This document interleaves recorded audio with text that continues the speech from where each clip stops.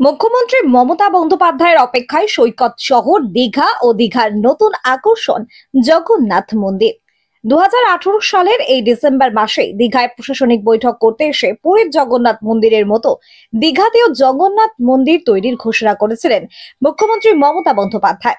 সেই মতো 2022 সালের মে মাসে অক্ষয় তৃতীয়ায় শুরু হয় সেই মন্দির নির্মাণ কাজ।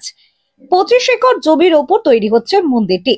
এর জন্য 200 কোটি টাকা বরাদ্দ করা হয়েছে। এখন মন্দিরের কাজ শেষের পথে। দীঘার জগন্নাথ মন্দিরের কাজ পরিদর্শন করতে ডিসেম্বর মাসে আসছেন মুখ্যমন্ত্রী মমতা বন্দ্যোপাধ্যায়। এমন খবর প্রশাসনিক মহলে চর্চিত হওয়ায় দীঘার পর্যটক মহল ও স্থানীয় বাসিন্দাদের মধ্যে রীতিমতো সাড়া পড়ে গেছে। এরই মধ্যে জানা গেছে 10ই ডিসেম্বর হেলিকপ্টারে করে দীঘায় আসবেন মুখ্যমন্ত্রী। 11 ডিসেম্বর দীঘার জগন্নাথ মন্দির পরিদর্শন করবেন।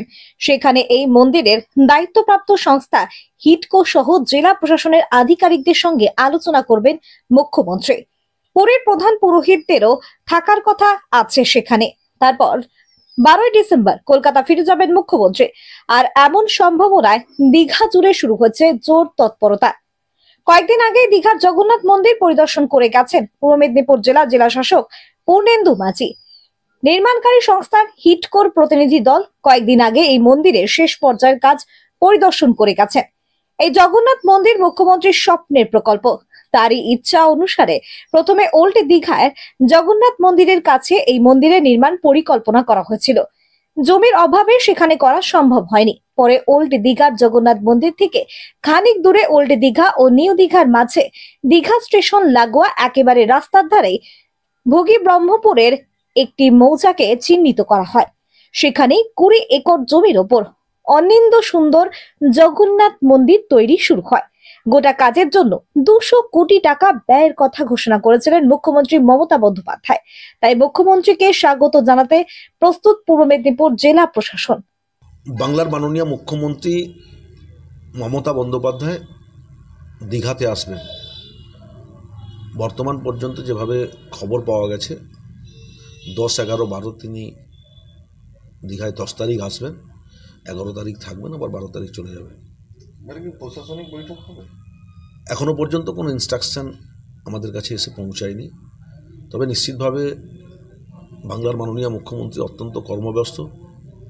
তার থেকে বড় কথা, এত ব্যস্ততার মাঝে তিনি পূর্ব মেদিনীপুর জেলাতে আসছেন। নিশ্চিতভাবে জেলাবাসীর পক্ষ থেকে স্বাগত জানাই।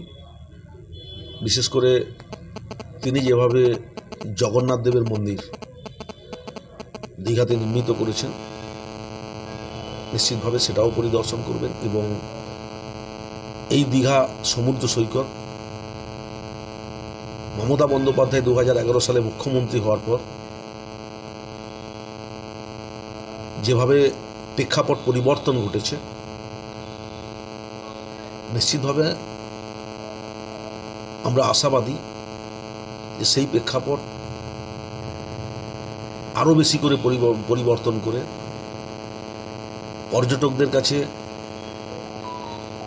আরও বেশি সুন্দর করে তিনি উৎসর্গিত করবেন। পূর্ব মেদিনীপুর জেলার এই দীঘা সমুদ্র সৈকত, এই পর্যটন কেন্দ্র শুধু বাংলা নয়, ভারতবর্ষের মানুষের কাছে অত্যন্ত গুরুত্বপূর্ণ। শুধু মন্দির নির্মাণ নয়, এই মন্দিরকে কেন্দ্র করে প্রতি বছর দীঘায় বড়সড় রথযাত্রা করার পরিকল্পনাও ইতিমধ্যে মুখ্যমন্ত্রীর গলায় শোনা গেছে। ইতিমধ্যে সৈকত নগরী দীঘা মুখ্যমন্ত্রী মমতা বন্দ্যোপাধ্যায়ের উদ্যোগে আরো রূপসী হয়ে উঠেছে। তার উপর এই মন্দির নির্মাণ হলে পুরীর মতোই সুন্দর সমুদ্রকে কেন্দ্র করে পর্যটক কেন্দ্র দীঘার গুরুত্ব কয়েক গুণ বাড়বে। সেই কারণেই দীঘার পর্যটক মহল এবং স্থানীয় বাসিন্দারা বছর শেষে মুখ্যমন্ত্রী দীঘা আসার কথায় রীতিমতো আপ্লুত।